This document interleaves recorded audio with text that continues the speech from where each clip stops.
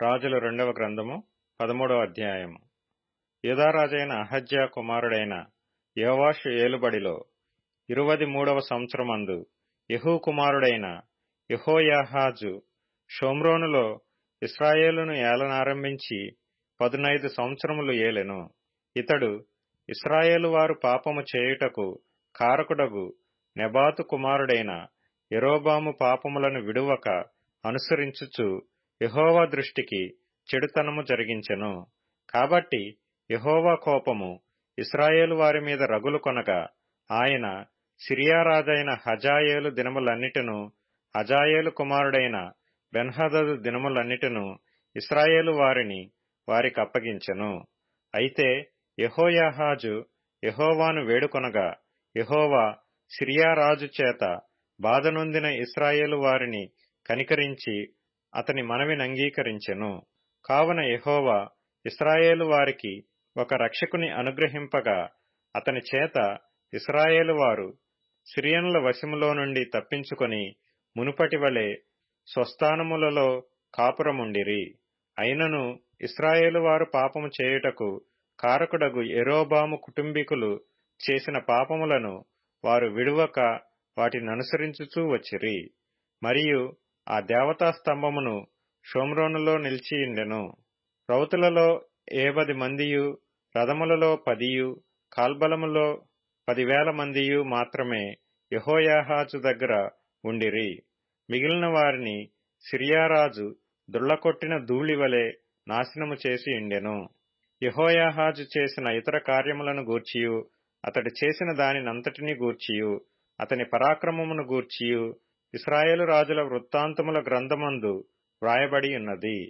యెహోయాహాజు తన పితరులతో కూడా నిద్రించి షోమ్రోనులో పాతిపెట్టబడెను. అతని కుమారుడైన యెహోయాషు అతనికి మారుగా రాజాయెను.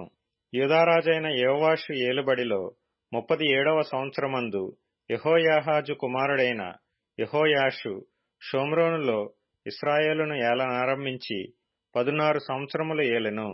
ఇతడును ఇశ్రాయేలు వారు పాపము చేయుటకు కారకుడగు నెబాతు కుమారుడైన యెరోబాము చేసిన పాపములను విడువక వాటిననుసరించుచు యెహోవా దృష్టికి చెడుతనము జరిగించెను. యెహోయాషు చేసిన ఇతర కార్యములను గూర్చియు, అతడు చేసిన దానినంతటిని గూర్చియు యూదారాజైన అమజ్యాతో యుద్ధము చేయునప్పుడు అతడు కనుపరిచిన పరాక్రమమును గూర్చియు ఇశ్రాయేలు రాజుల వృత్తాంతముల గ్రంథమందు వ్రాయబడి ఉన్నది. యెహోయాషు తన పితరులతో కూడా నిద్రించిన తరువాత యెరోబాము అతని సింహాసనము మీద ఆసీనుడాయెను. యెహోయాషు షోమ్రోనులో ఇశ్రాయేలు రాజుల సమాధియందు పాతిపెట్టబడెను. అంతటా ఎలీషా మరణకరమైన రోగము చేత పీడితుడై ఉండగా ఇశ్రాయేలు రాజైన యెహోయాషు అతని యొద్దకు వచ్చి అతని చూచి కన్నీరు విడుచుచు, నా తండ్రి, నా తండ్రి, ఇశ్రాయేలు వారికి రథమును రౌతులును నీవే అని ఏడ్చెను. అందుకు ఎలీషా, నీవు వింటిని బాణములను తీసుకొమ్మని అతనితో చెప్పగా అతడు వింటిని బాణములను తీసుకొనెను. నీ చెయ్యి వింటి మీద ఉంచుమని అతడు ఇశ్రాయేలు రాజుతో చెప్పగా అతడు తన చెయ్యి వింటి మీద ఉంచినప్పుడు ఎలీషా తన చేతులను రాజు చేతుల మీద వేసి తూర్పు వైపుననున్న కిటికీని విప్పుమని చెప్పగా అతడు విప్పెను. అప్పుడు ఎలీషా బాణము వేయమని చెప్పగా అతడు బాణము వేసెను. అతడు, ఇది యెహోవా రక్షణ బాణము, సిరియనుల చేతిలో నుండి మిమ్మును రక్షించు బాణము. సిరియనులు నాశనమగునట్లు నీవు అఫెకులో వారిని హతము చేయుదువని చెప్పి బాణములను పట్టుకొనమనగా అతడు పట్టుకొనెను. అంతటా అతడు ఇశ్రాయేలు రాజుతో నేలను కొట్టుమనినప్పుడు అతడు ముమ్మారు కొట్టి మానెను. అందునిమిత్తము దైవజనుడు అతని మీద కోపగించి, నీవు 5 మారులైనా 6 మారులైనా కొట్టిన ఎడల సిరియనులు నాశనమగు వరకు నీవు వారిని హతము చేసి యుందువు. అయితే ఇప్పుడు ముమ్మారు మాత్రమే సిరియనులను ఓడించెదవని చెప్పెను. తరువాత ఎలీషా మృతి పొందగా వారు అతనిని సమాధిలో ఉంచిరి. 1 సంవత్సరము గడిచిన తరువాత మోయాబీయుల సైన్యము దేశము మీదికి వచ్చినప్పుడు కొందరు ఒక శవమును పాతిపెట్టుచు సైన్యమునకు భయపడి ఆ శవమును ఎలీషా యొక్క సమాధిలో ఉంచగా దింపిన ఆ శవము ఎలీషా శల్యములకు తగిలినప్పుడు అది తిరిగి బ్రతికి కాళ్లు మోపి నిలిచెను.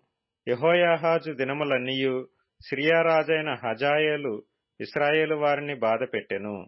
గాని యెహోవా వారి మీద జాలిపడి వారి యందు దయయుంచి అబ్రహాము, ఇస్సాకు, యాకోబులతో తాను చేసియున్న నిబంధనను బట్టి వారి యందు లక్ష్యము నిలిపి వారిని నాశనము చేయనొల్లక ఇప్పటికిని తన సముఖములో నుండి వారిని వెళ్లగొట్టక యుండెను.